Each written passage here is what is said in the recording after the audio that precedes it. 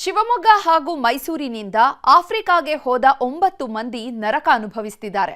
ಗಿಡಮೂಲಿಕೆ ತರೋದಕ್ಕೆ ಹೋದವರು ಐವರಿ ಕೋಸ್ಟ್ ಪೊಲೀಸರ ಕೈಗೆ ತಗ್ಲಾಕೊಂಡು ಕಣ್ಣೀರು ಸುರಿಸುತ್ತಿದ್ದಾರೆ. ಭಾರತಕ್ಕೆ ವಾಪಸ್ ಆಗಲು ಆಗದೆ ಪರಿತಪಿಸುತ್ತಿದ್ದಾರೆ.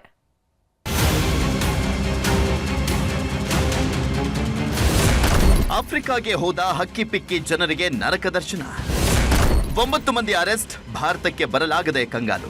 ಶಿವಮೊಗ್ಗ ಜಿಲ್ಲೆಯ ಹಕ್ಕಿಪಿಕ್ಕಿ ಜನ ಕಣ್ಣೀರಿಡುವುದಕ್ಕೆ ಶುರು ಮಾಡಿದ್ದಾರೆ. ಆಫ್ರಿಕಾಗೆ ಹೋದಂತ ನಮ್ಮವರು ಇನ್ನೂ ಬಂದಿಲ್ಲ ಅಂತ ಇವರು ಗೋಳಾಡ್ತಾ ಇದ್ರೆ, ಆಫ್ರಿಕಾಗೆ ಹೋದಂತವರು ಬಂದಿಖಾನೆ ಸೇರಿದ್ದಾರೆ. ಗಿಡಮೂಲಿಕೆ ತರೋದಕ್ಕೆ ಅಂತ ಹೋದವರು ಆಫ್ರಿಕಾದ ಐವರಿ ಕೋಸ್ಟ್ ದೇಶದ ಪೊಲೀಸರ ಕೈಯಲ್ಲಿ ಲಾಕ್ ಆಗಿದ್ದಾರೆ. ಅನುಮತಿ ಇಲ್ಲದೆ ಗಿಡಮೂಲಿಕೆ ತೈಲವನ್ನ ಮಾರಾಟ ಮಾಡ್ತಿದ್ದಾರೆ ಅಂತ 9 ಮಂದಿಯನ್ನ ಲಾಕ್ ಮಾಡಲಾಗಿದೆ.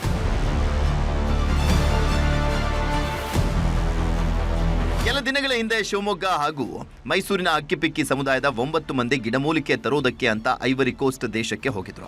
ಅದರಲ್ಲಿ 6 ಪುರುಷರಿದ್ರೆ 3 ಮಹಿಳೆಯರಿದ್ರು. ಒಂದಿಷ್ಟು ದಿನ ಅಲ್ಲೇ ಸುತ್ತಾಡಿದವರು 4 ದಿನದ ಹಿಂದೆ ಗಿಡಮೂಲಿಕೆ ತೈಲವನ್ನ ಖರೀದಿ ಮಾಡಿದ್ರು. ನಂತರ ಅವುಗಳನ್ನೆಲ್ಲ ಕರ್ನಾಟಕಕ್ಕೆ ತರೋದಕ್ಕೆ ಎಲ್ಲ ಸಿದ್ಧತೆ ಮಾಡ್ಕೊಂಡಿದ್ರು. ಆದ್ರೆ ಅಷ್ಟೊತ್ತಿಗಾಗಲೇ ಐವರಿ ಕೋಸ್ಟ್ ಪೊಲೀಸರು ಎಲ್ಲರನ್ನು ಬಂಧಿಸಿದ್ದಾರೆ. ಅನುಮತಿ ಇಲ್ಲದೆ ಗಿಡಮೂಲಿಕೆ ತೈಲವನ್ನ ಮಾರಾಟ ಮಾಡಲಿಕ್ಕೆ ಮುಂದಾಗಿದ್ದಾರೆ ಅಂತ ಎಲ್ಲರನ್ನು ತಮ್ಮ ವಶಕ್ಕೆ ಪಡೆದಿದ್ದಾರೆ. ಹೀಗಾಗಿ ವಿದೇಶಿ ಪೊಲೀಸರ ಕೈಯಿಂದ ಹೊರಬರೋದಕ್ಕಾಗದೆ ಪರದಾಟವನ್ನು ಮಾಡಿದ್ದಾರೆ. ಕಳೆದ 4 ದಿನದಿಂದ ಪೊಲೀಸರ ಕೈಯಲ್ಲಿ ಲಾಕ್ ಆಗಿರುವಂತ 9 ಮಂದಿ ಏನೇ ಮಾಡಿದ್ರೂ ವಾಪಸ್ ಬರೋದಕ್ಕೆ ಆಗ್ತಾ ಇಲ್ಲ.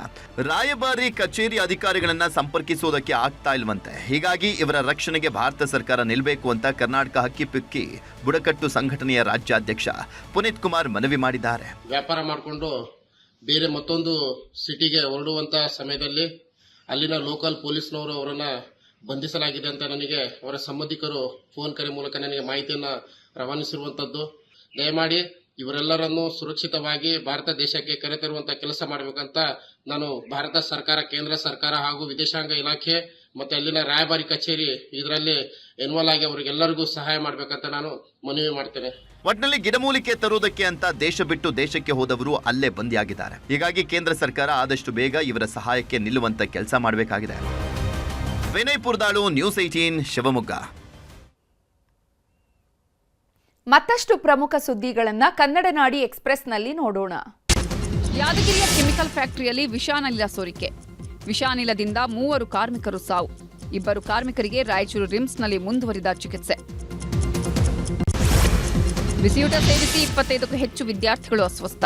ಚಿತ್ರದುರ್ಗದ ದೇವರ ಮರಿಕುಂಟೆ ವಾಲ್ಮೀಕಿ ಪ್ರೌಢಶಾಲೆಯಲ್ಲಿ ಘಟನೆ. ಅಸ್ವಸ್ಥ ವಿದ್ಯಾರ್ಥಿಗಳಿಗೆ ಜಿಲ್ಲಾಸ್ಪತ್ರೆಯಲ್ಲಿ ಚಿಕಿತ್ಸೆ. ಮುಂದುವರೆದ ಬಿಡದಿ ಟೌನ್ಶಿಪ್ ಕದನ. ರೈತರ ಭೂಸ್ವಾಧೀನ ವಿರೋಧಿಸಿ ಜಿಬಿಐಟಿ ಪ್ರತಿಕೃತಿ ದಹನ. ಜಿಬಿಎ ವಿರುದ್ಧ ಬಾಯಿ ಬಡಿದುಕೊಂಡು ರೈತರು ಘೋಷಣೆ. ನಿಯಂತ್ರಣ ತಪ್ಪಿ ಮೆಕ್ಕೆಜೋಳ ತುಂಬಿದ್ದ ಲಾರಿ ಪಲ್ಟಿ. ದಾವಣಗೆರೆಯ ಸೂಳೆಕೆರೆ ಬಳಿ ಘಟನೆ. ಲಾರಿ ಚಾಲಕನಿಗೆ ಸಣ್ಣಪುಟ್ಟ ಗಾಯ, ಪ್ರಾಣಾಪಾಯದಿಂದ ಪಾರು. ವಿದ್ಯುತ್ ತಂತಿ ತಗುಲಿ 5 ಎಕರೆ ಕಬ್ಬಿನ ಗದ್ದೆಗೆ ಬೆಂಕಿ. ಮಂಡ್ಯ ತಾಲೂಕಿನ ಹನಕೆರೆ ಗ್ರಾಮದಲ್ಲಿ ಘಟನೆ. ಸ್ಥಳಕ್ಕೆ ಬಂದು ಬೆಂಕಿ ನಂದಿಸಿದ ಅಗ್ನಿಶಾಮಕ ಸಿಬ್ಬಂದಿ.